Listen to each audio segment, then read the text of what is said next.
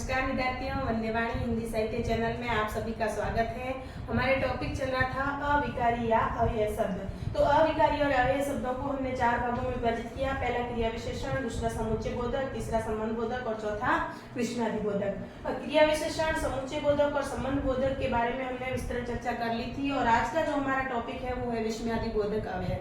तो विस्मयादि बोधक जो अव्यय है उसके बारे में हम जान लेते हैं कि विस्मयादि बोधक अव्यय कहते किसे हैं। तो विद्यार्थियों, वे अव्यय शब्द जो आश्चर्य, विस्मय, शोक, घृणा, प्रशंसा, प्रसन्नता, भय आदि भावों का बोध कराते हैं, उन्हें हम क्या कहते हैं? उन्हें हम विस्मयादि बोधक अव्यय कहते हैं। एक बार पुनः इसको पढ़ लेते हैं, इसकी परिभाषा को कि विस्मयादि बोधक अव्यय वे अव्यय शब्द जो आश्चर्य, विस्मय, शोक, घृणा, प्रशंसा, प्रसन्नता, भय आदि भावों का बोध कराते हैं, उन्हें हम जो है विस्मयादि बोधक अव्यय कहते हैं। और उक्त भावों के आधार पर जो ये भाव है, ये भाव दे रखे हैं आश्चर्य, विस्मय, शोक, घृणा, प्रशंसा, प्रसन्नता, भय।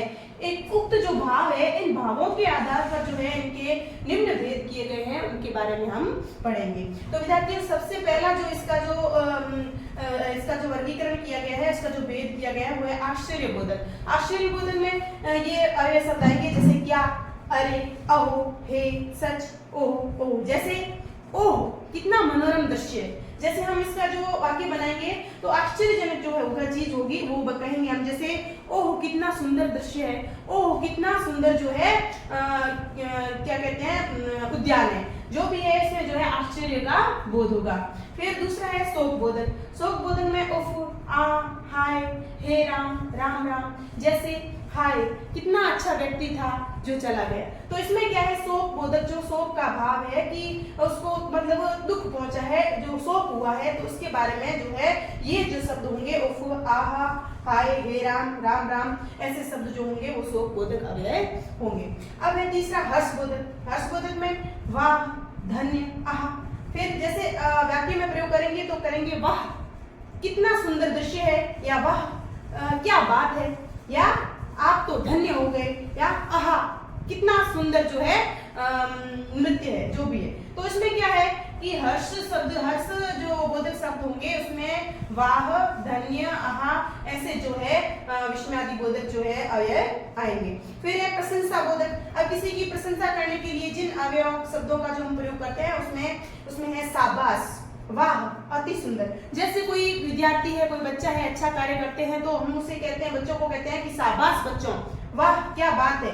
या कोई मान लो बच्चा कोई अच्छा कार्य करता है या अच्छा कोई चित्र बनाता है तो हम उसे जो है प्रशंसा बोधक शब्दों के रूप में कहेंगे, वाह अति सुंदर, बहुत ही अच्छा जो तुमने बनाया है, शाबाश बहुत अच्छा बनाया, अति सुंदर बनाया है। तो इस प्रकार जो है प्रशंसा बोधक अव्यय है ये शाबाश, वाह, अति सुंदर, ये सब इसमें आएंगे। अब क्रोध बोधक, जैसे अरे, चुप। जैसे मान लो क्रोध, जैसे बच्चा कोई चुप नहीं रहता है या फिर कोई मतलब किसी को चुप कराना होता है तो हम कहें अरे चुप। इस तरह से जो हम इन शब्दों का प्रयोग करेंगे तो ये जो शब्द है ये क्रोध बोधक अव्यय के रूप में जो है आते हैं। अब है भय बोधक। भय बोधक में हाय, बाप रे बाप। हाय मतलब ये भय के अर्थ में कि हाय, और यहाँ से जो जैसे लिखा हुआ बाप रे बाप, जैसे कोई सांप आ गया, बाप रे बाप कितना बड़ा सांप, मतलब ये भय की स्थिति पैदा कर रहा है, तो ये भय बोधक जो है अव्यय कहलाएंगे। फिर है चेतावनी बोधक। चेतावनी बोधक में खबरदार, बचो, सावधान, होशियार। जैसे किसी को कहना होता है, चेतावनी देने के लिए खबरदार, बचो, सावधान, होशियार, तो ऐसे शब्दों का प्रयोग हम किसमें करेंगे? चेतावनी बोधक शब्दों में, या चेतावनी बोधक अव्यय जो है ऐसे शब्द जो है चेतावनी बोधक अव्यय में आएंगे। अब है घृणा बोधक। जैसे छी छी, धिक्कार, उफ, धत, थू थू। जैसे छी छी, इसका वाक्य हम बोलेंगे छी छी कितनी गंदगी पड़ी है, छी छी ये कितना गंदा है। धिक्कार, उफ, धत, थू थू, ये शब्द जो होते हैं ये घृणा बोधक शब्द होते हैं। अब है इच्छा बोधक। इच्छा बोधक में मतलब इच्छा प्रकट की जाती, काश, हाय। जैसे काश मैं पढ़ता तो आज डॉक्टर होता या डॉक्टर होती, काश मैं पढ़ता, मैं मेहनत करता तो आज इंजीनियर होता। मतलब इसमें जो है इच्छा का बोध होता है कि इच्छा जो है ये अव्यय जो है इच्छा को प्रकट करते हैं, या इसलिए ये इच्छा बोधक अव्यय कहलाते हैं। अब है संबोधन बोधक। संबोधन बोधक में हम किसी जैसे पुकारते हैं किसी को, अजी, ए, हे, अरे, सुनते हो। जैसे किसी को बुलाना तो अरे सुनते हो, तो ये क्या है, ये संबोधन बोधक है, मतलब किसी को पुकारना है, किसी को बुलाने के लिए जिन अव्यय शब्दों का हम प्रयोग करते हैं उन्हें संबोधन बोधक अव्यय कहते हैं।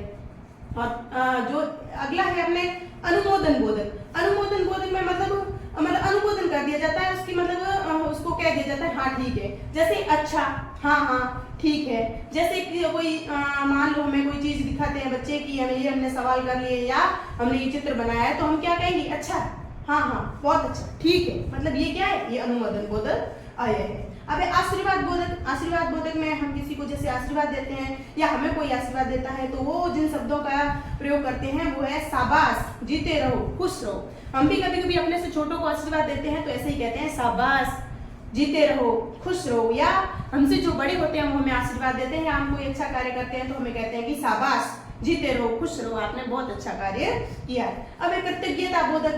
कृतज्ञता बोधक मतलब जिसके प्रति हम कृतज्ञ हैं, जिसके हम क्या है कि जिसका उपकार हम मानते हैं, तो उनके प्रति जो हमारे शब्द होते हैं वो होते हैं कृतज्ञता बोधक। जैसे धन्यवाद, शुक्रिया। जैसे मान लो कोई किसी गुरुजन का जो है हम जो है कृतज्ञता बोधक शब्दों से धन्यवाद करना चाहते हैं तो हम क्या कहेंगे कि आपका बहुत बहुत धन्यवाद या आपका बहुत बहुत शुक्रिया, जो आज जो है मैं यहाँ पे हूँ या मैं जो भी जिस पद पे भी हूँ वो आपकी कृपा से हूँ, आपका बहुत बहुत धन्यवाद, आपका बहुत बहुत शुक्रिया। तो ये जो शब्द है ये क्या है, ये सारे विस्मयादि बोधक जो है अव्यय है। तो विद्यार्थियों ये जो अविकारी और अवयव शब्द थे हमारे, हमने सब पढ़ लिए। इसमें अविकारी अवयव शब्दों में हमने क्रिया विशेषण, समुच्चय बोधक, संबंध बोधक और विस्मयादि बोधक, इन शब्दों को, इन चारों को पढ़ लिया था। ये जो अविकारी अवयव शब्द है इनमें भी हमने क्या किया था, इनको प्रयोग के आधार पर हमने दो भागों में विभाजित किया था। पहला था विकारी शब्द और दूसरा था अविकारी शब्द। विकारी शब्द में हमने संज्ञा, सर्वनाम, विशेषण और क्रिया को पढ़ा, और अविकारी अवयव शब्द में हमने क्रिया विशेषण, समुच्चय बोधक, संबंध बोधक और विस्मयादि बोधक जो है अवयव उनको पढ़ा। तो आगे की क्लास में हमारे जो है जो चार जो हमने शब्दों का वर्गीकरण किया था, शब्दों का वर्गीकरण चार वर्गों में किया था। उसमें पहला था उत्पत्ति या स्रोत के आधार पर, दूसरा था रचना या बनावट के आधार पर, तीसरा था प्रयोग और रूपांतरण के आधार पर, और चौथा था अर्थ के आधार पर। तो पहला हमने हमारे उत्पत्ति और स्रोत के आधार पर था, उसमें हमने जो है तत्सम शब्द, तद्भव शब्द, देशज शब्द, विदेशी शब्द, संकर शब्द इनको पढ़ा था। फिर था हमारे रचना या बनावट के आधार पर, उसमें हमने रूढ़ शब्द, यौगिक शब्द और योग रूढ़ शब्दों को पढ़ा था।